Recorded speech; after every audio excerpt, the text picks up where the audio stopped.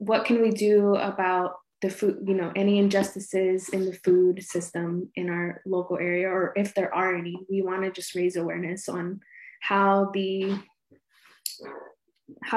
issues are intertwined with environmental wellness. And so we have recruited Elizabeth Hernandez and Josefina Lara Chavez. Elizabeth Hernandez is from Regeneración Pajaro Valley, and she is an office assistant there, but she's also a garden educator. And Josefina Lara Chavez is a farm to market specialist with the Community Alliance and Family Farmers. So we're super happy that they have joined us here. Before we dive into introducing and going through what these organizations are about, if we can go to the next slide, and I'll talk about flows really quick. So our one thing, an acronym that we like to kind of use to guide our educational experiences around food systems and nature systems in general, is FLOWS. And FLOWS means, it stands for Fresh, Local, Zero Waste Systems. So we like to encourage behaviors like we've been talking about this whole time that are good for the self, the community, and the environment. And so having fresh and local food is one way that we think that can be achievable. And then zero waste is always a goal that we have with sharing food or using materials to do educational experiences. And of course, systems is something that helps us kind of guide conversations about natural systems like decomposition, how ecosystems work, and how everything is connected in our world. And so the connection between flows and justice is to us is totally connected. So when we think about all of these aspects about fresh, local, zero waste systems, it applies to food, it applies to climate. And so keep this in mind as we talk throughout this session. And so the way this will go, similar to the restoration panel we had, we'll have our organizations introduce themselves, we'll share some slides, and then we will go into some panel questions, and we'll be open for any audience questions as well. So I'll go ahead and let Liz from Regeneración introduce herself and what Regeneración is all about. Thank you, Liz, for coming and being here. Hi, everyone. Hola todos. My name is Liz. I am the office assistant for Regeneración, Pajaro Valley Climate Action. I've been currently working here for about a year or so.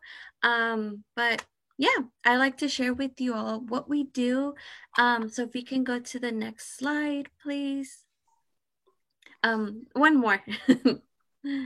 Yeah, so our mission at Regeneración is to help the community of the Pajaro Valley adapt and flourish as climate changes. We believe it is important so that everyone can thrive and live in harmony with the natural world. Our work is distinct in that we approach climate action in an intersectional way. And that means acknowledging the various social injustices that are intertwined with driving the climate crisis. That is to say that nothing or no one exists separate from their identities, and that race and class directly influence how people experience climate impacts. We can go to the next slide. Thank you. Okay, so through local research that we conducted, we found that it's not just about environmental injustices here in our local community, it is social as well. There's oftentimes that, our local community are mostly low-income farm workers, and they're highly exposed to pesticides. They are paid by the piece. They work long work days, few breaks, and have exhaustive work. Most of them are undocumented and still face threat of deportations, and they have little to no rights. And with that, we can go to the next slide. We know how much climate change has been affecting farm workers. So we created some resources that we dispersed to local farm workers through partnerships with local organizations. We acknowledge that farm workers are likely to experience heat illnesses. And with that, we have this brochure here that illustrates how to prevent and steps to take in case they do experience any heat illness. Next slide. So with here, we have we had the lovely opportunity to interview a local farm worker in regards to his experience about what it's like to work in the Pajaro Valley. We wanted to know his perspective, so we interviewed him. It is a video, but we don't have time to show you the video right now. But he has worked in the Pajaro Valley for 20 plus years in the raspberry, strawberry, and currently in cannabis fields. I do want to share with you all that this is actually my father. And I'll be sharing a few of his quotes in the next slide, please. Yeah, so here although I won't be showing the video, these are some important quotes that he wants me to share with you is that when he worked in the raspberry fields, under like the tunnels, the temperature under the plastic tunnels would be 10 to 12 degrees higher than normal. So we could be at 90 degrees out here, like in our homes or outside of working in the fields, and then it'd be like 102 or 100 degrees in the side of the tunnel. So, you know, and, being the daughter of a farm worker, it's very difficult knowing that my dad had to work for 10 plus hours and during these conditions. It breaks my heart that most of my community are farm workers, um, you know, and majority of them are facing these conditions. Oftentimes he would come home with headaches, nosebleeds, and dehydration because he would rather sacrifice his body than to come home without income, because the income that he would receive would secure for us to have food on our table. But lastly, he shares that the community, the people need to be aware of farm workers because it is because of them that you have fruits and vegetables that can arrive to your table. And lastly, next slide, please. Lastly, we can all work together as a community. We can all work together to support one another.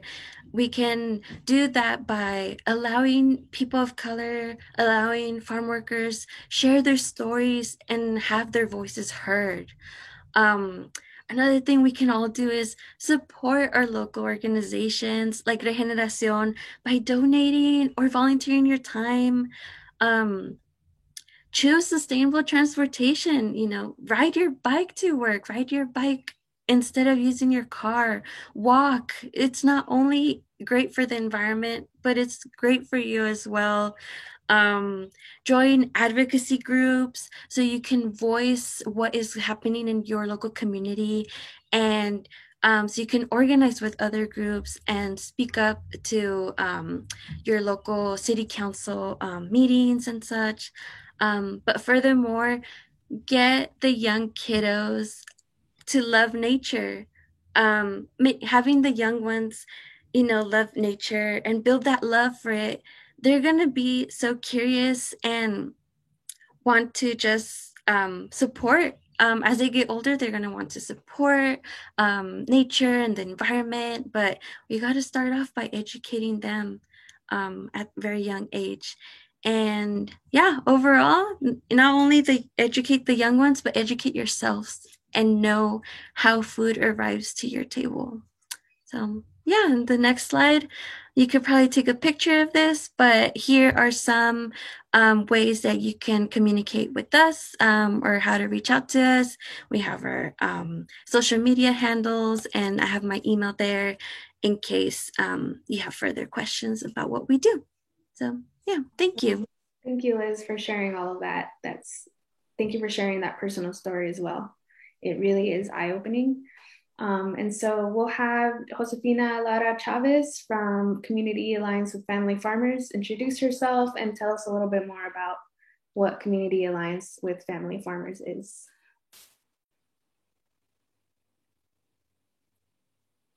Thank you for being here, Josefina.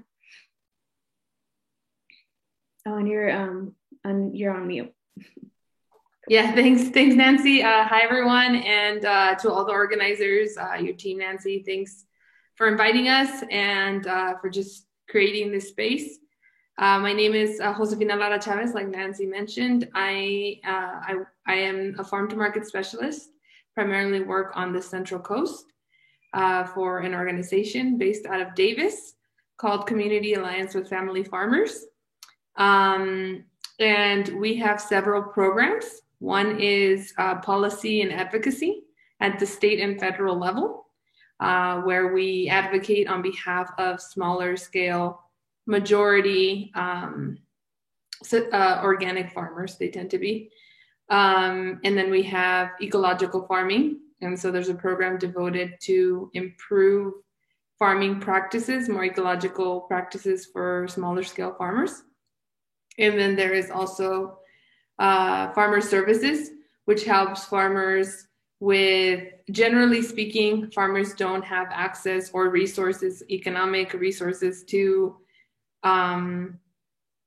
compete and also align their farms with national or state policy, like in regards to food safety.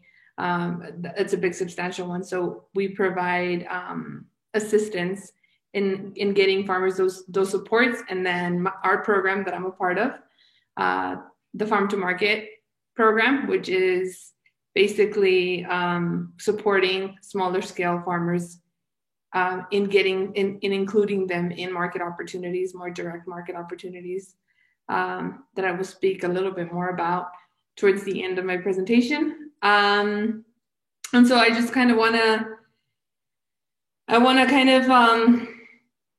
just connect it to the theme that we have going on for today and why we're here. We're here to, talk about Earth Day, and it's in our current climate crisis. Smaller scale farming, I think, is an area where most people are not connected to, unfortunately, at this point. It used to be that the family small scale farmer was a pivotal point of the community. And it is farmers are admired, and because they feed our communities, and through the Green Revolution, and now we have larger agribusiness farms, and so there's a big distinction between those two. And the most important that I want everyone to take away is that indeed a smaller scale farming and building out our local food system will create a more sustainable planet and will help preserve what we have, the limited amount of things that we have, especially in a community that we're a part of that is so substantial to agriculture and feeding the United States, pretty much. I'm gonna go ahead and share my slides. Let's see if I can do this. Awesome, thank you. Thank you.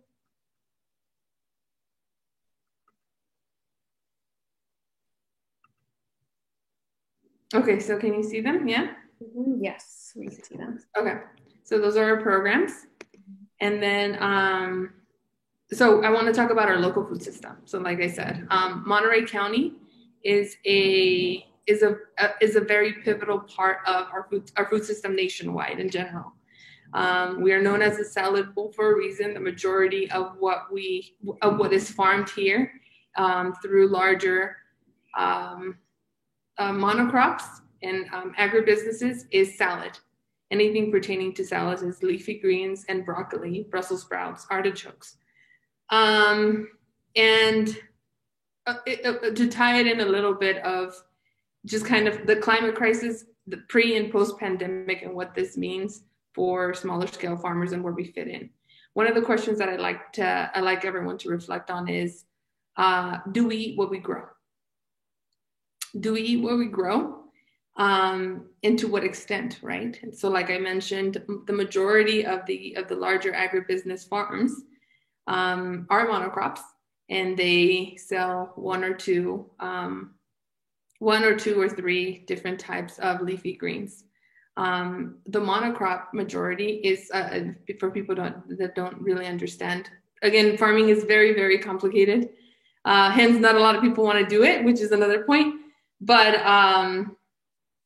there is issue with ecological management, because agribusiness tend to usually grow the same thing within the same space.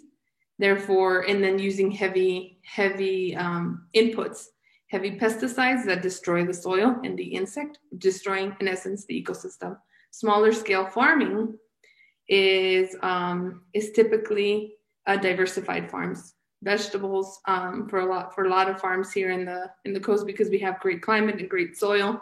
We have farmers, when they tend to be smaller scale, they tend to have orchards aligned with diversified vegetables and berries. And mostly smaller scale farmers, the reason there's smaller scale farmers is, one, they do like to feed people, but the other thing is they care a lot about the environment. And so they're willing to invest in their farms to create and maintain an ecosystem within their farms, which ultimately contributes to the climate change, and why us as an organization, we want to advocate on behalf of these farmers to want to make it something normal across California, where we all have our local food system and be able to source from that. And now back to the question, do we eat what we grow? Who are we? Essentially, Monterey County is split, and not an even split. The majority of the farmers, the majority of the demographics as they play out in Monterey County is, we have what we think of is farm workers, majority living under the poverty rate, live in Salinas, or in the Salinas Valley. And that is a substantial part of the population. And then they're on the coast, closer to Monterey and Carmel, there tends to be folks, white and middle to upper class. And so when we say, what do we grow? I mean, do we eat what we grow, and who are we? We want to understand our own diets, right? And being that the majority of the farm workers are Latinx, the majority of Latinx do not eat salads on a daily basis. It's not part of like, it's not a cultural meal. And so part of the things that I want to tie this back into is when COVID hit, right? We understand some markets shut off internationally. So Latinx folks receive their food. So if we are not eating what we're growing, right? Where is our food going? Our food is going throughout the United States, China, and it's being exported. And so what are we eating, generally speaking, the majority or substantial of the population in Monterey County? That is being grown in Mexico and coming here. And so what are small scale family farms growing, and where is their product going? Unfortunately, their product is not staying local, hyper local. It's headed to the Bay Area, which is further creating a gap between who gets to eat sustainably nutritious organic food, right? And then there's like a second tier to this, which is that on so many levels, right? Their contribution is most farmers, we tend to think of Farmer John as being a farmer, right? White guy, tall, nice, honest. But we're seeing that the demographics of farmers are changing, especially in California.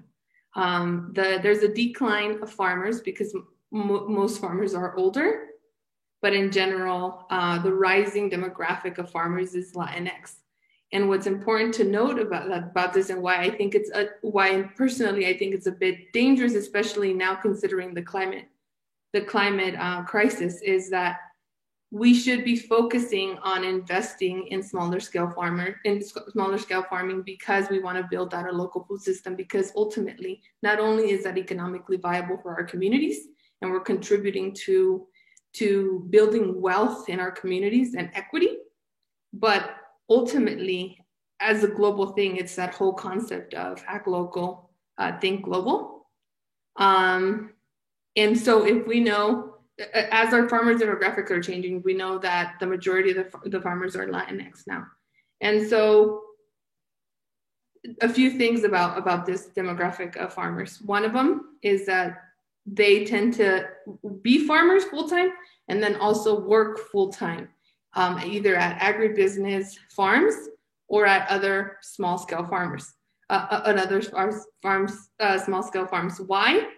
Because the majority of them are undocumented, and the majority of them live under the poverty rate.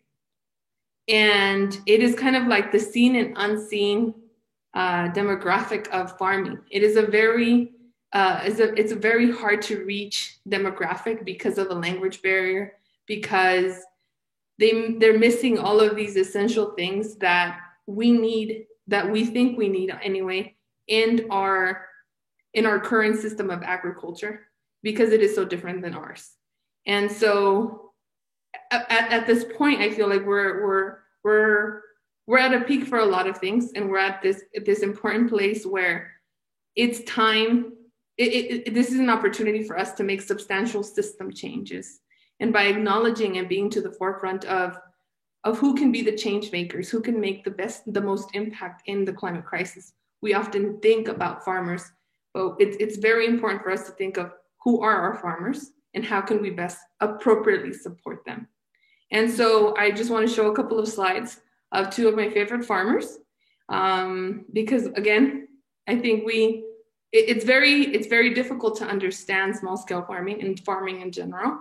But I want to show two very inspirational people and what the future of farming looks like of sustainable agriculture, a sustainable regenerative agriculture looks like if we are able to support these farms long term.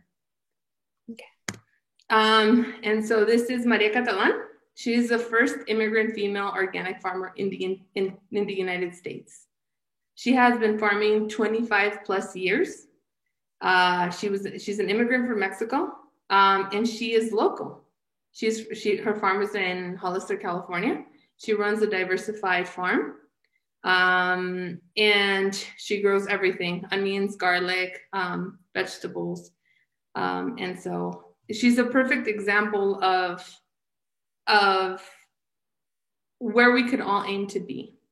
And okay, so then there's also Celsa Ortega. She is a farmer from the Salinas Valley, and also a farm worker. Maria Catalan is not a farm worker as well. She's just a farmer. But Celsa is a farm worker and a farmer. And she's from the Salinas Valley. She has, I believe, 2 acres, and she grows diversified vegetables. And one of my pride points, Celsa is a really good friend of mine, is just to humanize her. She is a single mother of 3 kids, and she lives in Salinas. She often struggles, again, because of the unable to communicate in English, unable to and that being a barrier to her being able to be connected to markets. And so then, as we think through the climate change, through the climate crisis, we have to ask ourselves, how can we best support folks like Celsa or like Maria that have very different obstacles, yet are the solution, or a substantial solution to our climate crisis, and to building out actually a better, more diversified, richer local food system. And so if you're in, go ahead, Nancy. You're going to say something? Yeah, I was going to say, right. And then in a few minutes, if we can start the panel questions to. Okay, yeah, just last slide. So way to support. Please visit the CAP website. We have a farm directory if you're interested in purchasing directly from local farmers. I had mentioned before to Lee and to Nancy that often farmers make 10 cents to the item because they're usually cut by a distributor. And so if you're interested in supporting a local farm, please check out the farm directory. And if you're interested in supporting a fund that we have going on that has substantially supported undocumented farmers because they are unable to receive federal aid, especially through COVID, please check out the California Family Farmer Emergency Fund and make a donation. Thank you. Thank you so much for sharing all that. Yeah, that was a question that, like I was wondering where like Celsas or, where their farms are and how exactly we can get connected to them. So thank you. We'll go ahead and start asking our questions for today. So maybe we can have, I don't know how you like switch screens, but have Marissa or Lee share the questions for today. Yeah. Nancy, I have them up. You can't see them?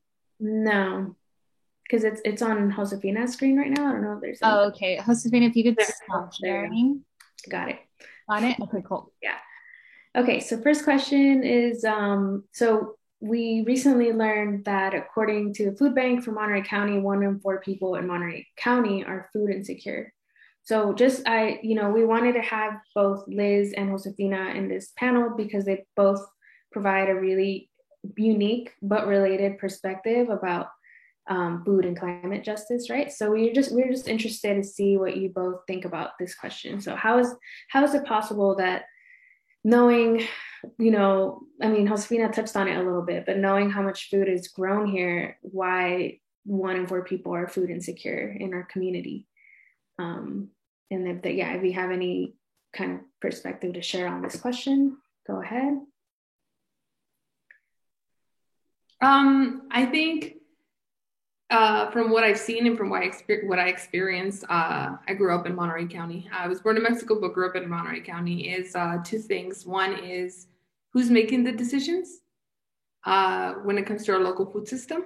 Again, I think that often enough, we don't have a good understanding of who lives in our community or cultural understanding of who lives in our community, and therefore our community as Mexican Americans, indigenous Mexicans are never at the table. And when food system policy is being implemented in any capacity, even through the food bank, right? We see that unfortunately we don't get considered, and therefore our diets are not considered, or the way we communicate, or the way we are as a culture. And so that's a substantial problem because we are often blanketed with previous existing food culture. And so we could see that in our diets, even through school meals, right? At the school meals in South County, right? Can't speak to Monterey because I didn't grow up on the coast, but in South County, school meals, generally speaking, are pizza, a salad bar, what else? A burger, even though the majority of the students are Latinx. And so it's not culturally appropriate. And that's just one example of how serious and how impactful someone making a policy that doesn't benefit a substantial group that lives in Monterey County looks like. Mm-hmm. Yeah, definitely. I could relate to that too. I went to school in LA, and the food was all like, everything was in plastic, and it was all not something that I was used to eating at home. So yeah, that is a good point. Liz, do you have anything to add to that? Yeah, thank you so much for sharing that, Josefina. Um, I live in the Santa Cruz County, so we do have similar statistics as well. Um, According to the second Harvest Food Bank, it is 1 in 5 people, or adults, and then it's who face food insecurity, and it's 1 in 4 kids who face hunger. And just with my personal views with food insecurity, yeah, like the question is like, how is it even possible that, we live in this agricultural,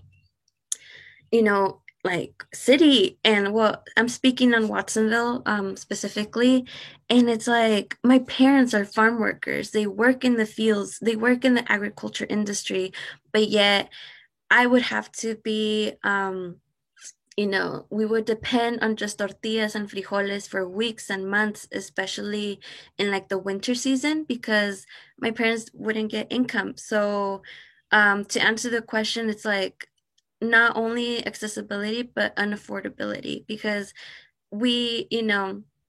that goes back to like the harsh conditions that farm workers have to work in. They don't get paid enough, and then they depend on the season. And if it's winter, that is like always the biggest fear. Winter would come, and we would like highly depend on food stamps, or um, maybe the second Harvest Food Bank. But there's also lack of communication as to where are the resources to.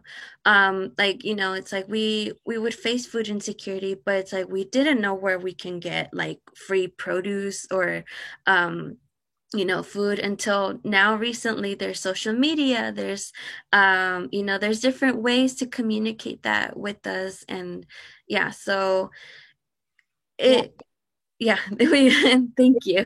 Yeah, it seems like a very, like, you would think that, oh well, food is like right there, like why can't we just grab it? But like it's totally like a system of the food being kind of exclusively for a certain group of people that can afford it. So thank you for sharing your perspectives on that question.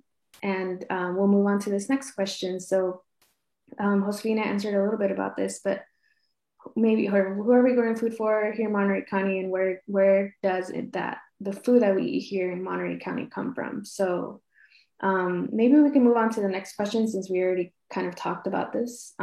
So let's look at this one. How would localized food systems and improved market access for growers benefit community members, farmers, and a natural environment? So now that we have talked about the issue and how kind of really complicated and messed up the system currently is, kind of what is our vision? Kind of like how would this vision help our community at large?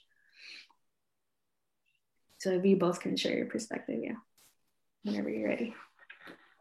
I mean, yeah, I can go. I mean, just knowing that, like, if we have more local fresh food available, like, how do I say this? Like, if there's more farm stands, for example, not only are we gonna have like stronger connections with farmers, we're absolutely gonna know what practices they use to grow the food that we're going to consume. And local means fresher, less spoilage, because through transportation, if we get food from like somewhere else, while it transports, it's gonna be either rotten already, or it's gonna be damaged. And less spoilage, that's great, because that means less food waste. And going back to transportation, that will like eating local is going to allow for less carbon dioxide emissions to be happening, because we're not going to be depending on transporting our food, or like getting our foods from other farther places. Instead, we'll focus on just eating locally. So yeah. Mm-hmm. Awesome. Thank you for sharing that. And Josefina, you have anything to add to this? I have so much to add, Nancy. I have a little too much to add. Yeah, but I I think I just I want to have everyone visualize what a local food system would look like and how we would get there.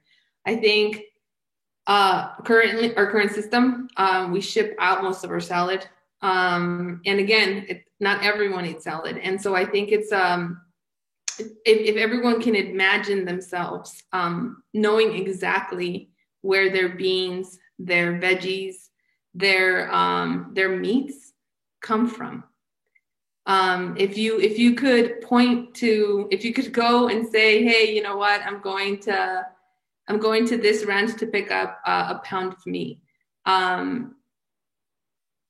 Having that connection with the rancher and the farmer versus someone at the grocery store. And even at when you go to a grocery store, when you see Catalan family farms in the broccoli aisle, you know who that farmer is and where they're from, and you know that you're supporting your local community. And again, like I said, bringing it back to the farmers, I always feel like I have to bring it back to the farmers, because in many ways, that is where our local development will happen. You know, when we talk about the racial gap and economic depravity and all of these systematic oppressive things that happen to communities of color, here is one very, very upfront solution to all of these things, to climate change, to racial equity, to economic development in a local food system. On top of that, we would receive the best product around, because we're not talking about a place in the Midwest or even, unfortunately, in the Central Valley. Our soils are rich. We have a beautiful landscape, and if we're able to develop and protect these things, we wouldn't necessarily have to be the salad bowl of the United States, because we would be one of the most thriving local food systems in the United States, because we have all of those resources. But it's going to take a lot of things. It's going to take people demanding these things. And as we're seeing now, especially through COVID, people are demanding local foods, local and more sustainable food. It's going to demand food experts, people that actually understand not only how to grow food sustainably, but also understand our communities. It's going to take policy to incorporate our local food system into schools, into food banks, because it has to be ingrained at the educational level as a child, for you to understand the importance and value of food and in us as people. And it's, yeah, so I would just say that. A lot of things to be said. Yeah, totally.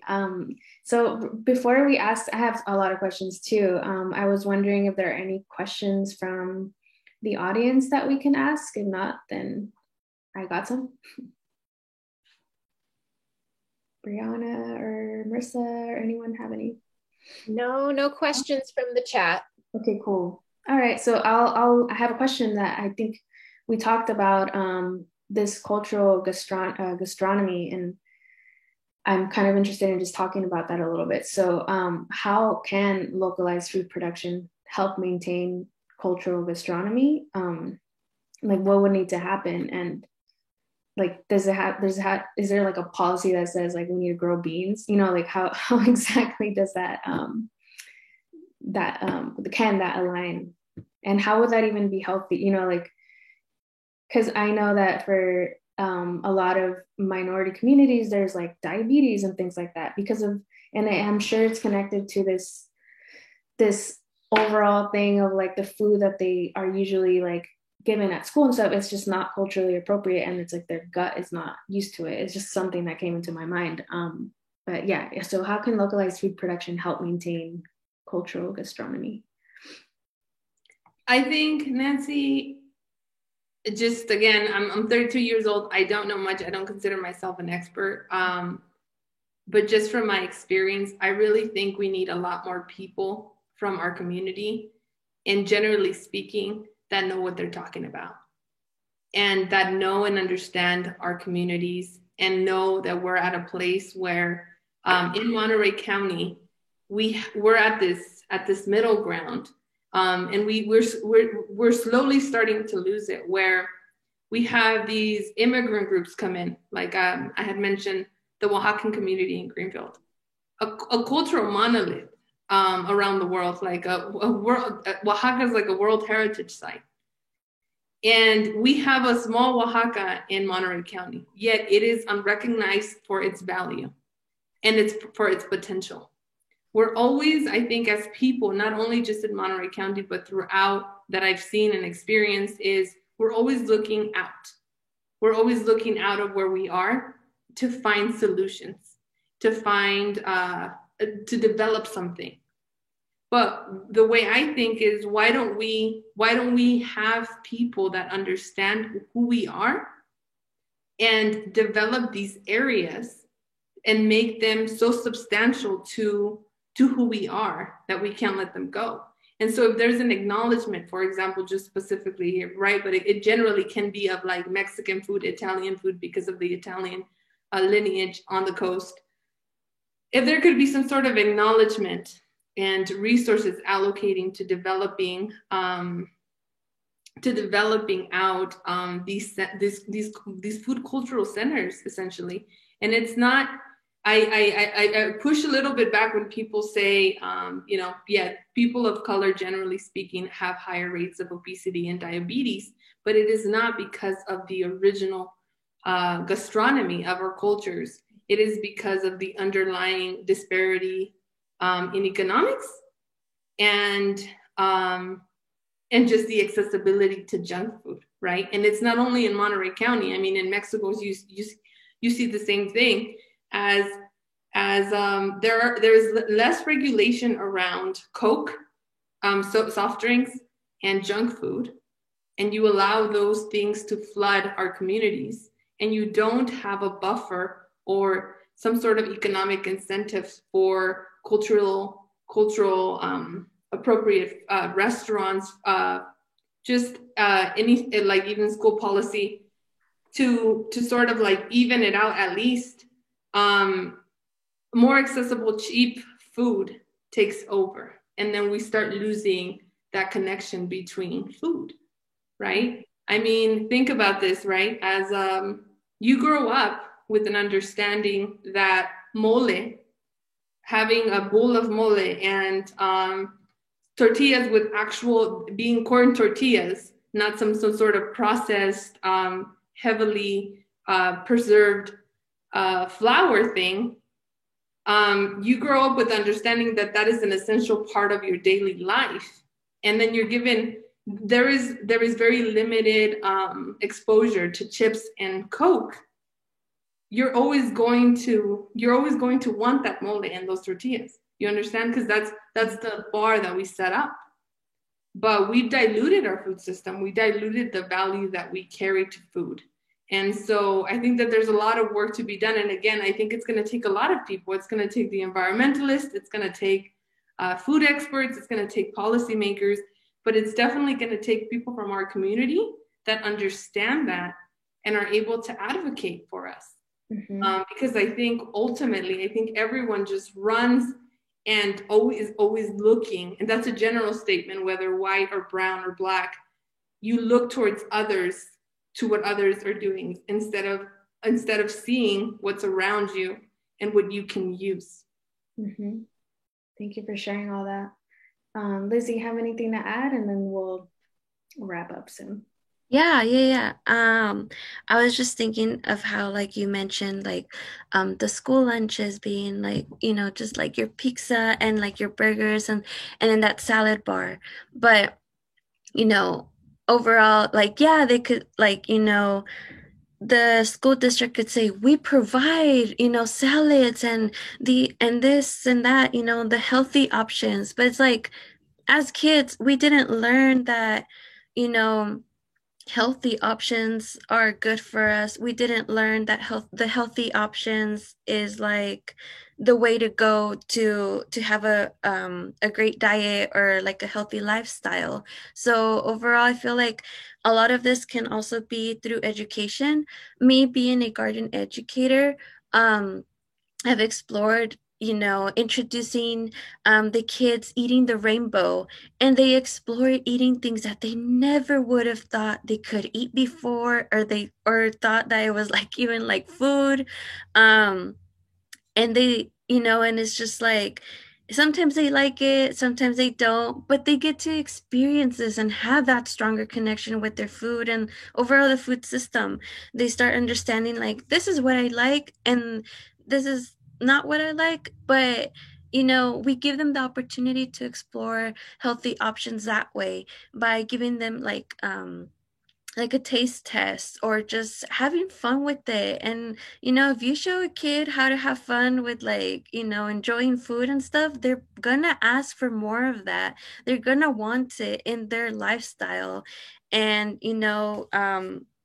yeah, overall I think it's really important through education as well that like it can be part of our curriculum to just show you know the kids how food where food comes from, how food can be so tasty, and what it means to be healthy. And yeah, that's all I have to say from my personal experience with that. Okay, thank you so much for sharing. Yeah, all of those things are pretty much right on point of what needs to happen, and we could talk for like another 4 hours about all of these things. But I just want to thank you for being here, and we'll definitely meet up again and hopefully have more conversation and maybe like have more like literal real connections with people that we have talked about here. So thank you so much. We will have linked resources on our website, and definitely look up Regeneración or CAF and find a lot of great information on our websites. We're going to go ahead and move on to the next segment. Thank you so much, Liz and Josefina, for being here. We'll see you soon. Thank you, Nancy. Thank you, Liz, and thank you, Josefina. If we were in a normal kind of Earth Day celebration or a conference, I know there would be a standing ovation. Just hearing your perspectives and seeing you all as such incredible and inspiring leaders in our county and in our region is just an absolutely riveting thing, and so important for especially Me Earth's audience, which tends to be more from the this side of the county, if we're to kind of talk about the discrepancy, the divide that we're talking about. And so I just really appreciate you all being bridge builders and sharing the perspective that you've shared today that is so important for us all to be aware of. And so we certainly hope to have you back in further conversations and workshops and happenings at Me Earth programming in the future. So please, audience, support CAF, support Regeneración Pajaro Valley, and look for more inspiring pieces from thought leaders like Liz and Josefina.